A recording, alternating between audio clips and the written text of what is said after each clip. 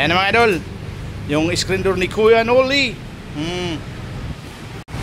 Ayan mga idol, yung pinaprame sa amin ni Idol Kuya Noli, na-stock dito sa shop, matagal na ito mga idol. Nung ginawa ko kasi yan, tapos si Kuya Noli palagi nandun sa Bicol, kaya hindi naman ako pumupunta sa bahay niya kasi palagi siyang wala.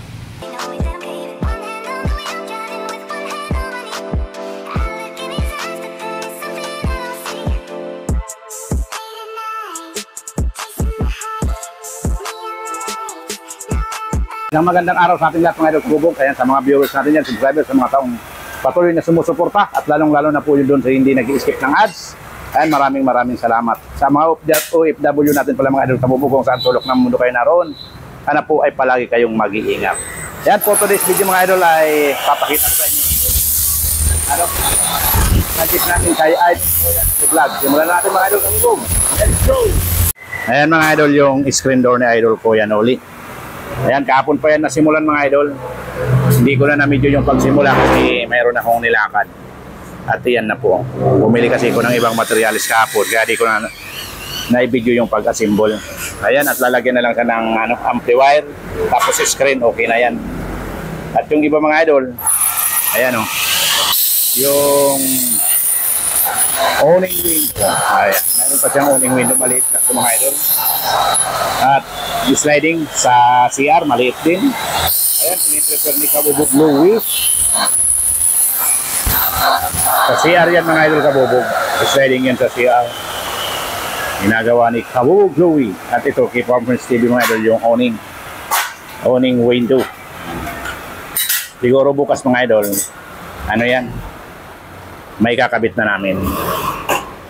At ang gagamitin namin mga idol na salamin yan ay reflective. Yan, sabi gusto ni Idol Kuya Noli, yung one way, hindi daw kita sa loob pero nakakita niya sa labas. And abang-abang lang mga idol sa mga update ko sa ginagawa natin kay Idol Kuya Noli Vlog. Update lang tayo mga idol dahil meron pa akong pupuntahan, bibili ng ibang mga pangangailangan dito sa aking gawaan. Ayan na siya mga idol.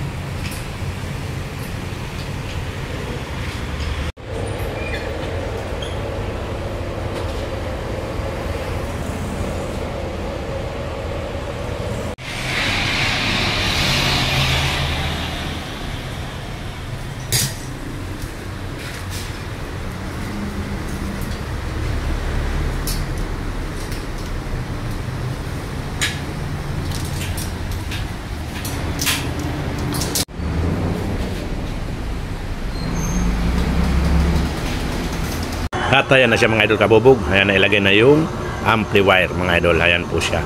Kulang na lang po dyan ay screen. At ito po sa ilalim mga idol yan, makapal po yan. YP200 po ang tawag dyan.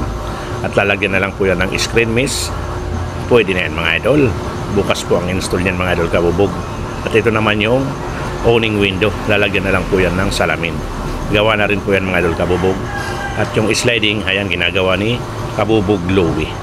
Ayan po, maliit lang po yan na sliding mga idol pang sa CR. Yan po ang gusto ni Idol Kuya Noli is sliding. Ayan mga idol, yung screen door ni Kuya Noli. Napakaayos na yan mga idol. Nandun na yung owning window niya. Yung sliding mga idol ito. Salamin. Ang liit pang CR yan mga idol. Wala pang salamin. Reflective din ang salamin yan. Lahat yan reflective glass, one way mirror yan ready for install na yan ng idol bukas kay Idol Kuya Noli Vlog. Ayan po. Ayan mga idol, yung pinaprame sa amin ni Idol Kuya Noli, na-stock dito sa shop, matagal na ito mga idol. Napakagwapo mga idol. Tapos yun, ayun bukas sasabay na namin sa deliver namin kay Idol Kuya Noli. Kasabay namin dito sa screen door. Ayan yung screen door nyo. Yan, kasabay na namin yan.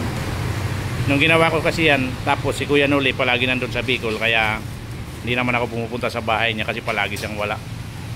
Ngayon, nandiyan siya kaya saka pa natin madadala to. Ayan siya oh. Itong frame na to ginamit ko mga idol, wood finish, aluminum po yan oh. Tapos may salamin siya oh, clear. Ayan. Mga idol, yun ang nangyari ngayong araw. Ayan, ginawa namin yung project namin kay Idol Kuya Noli.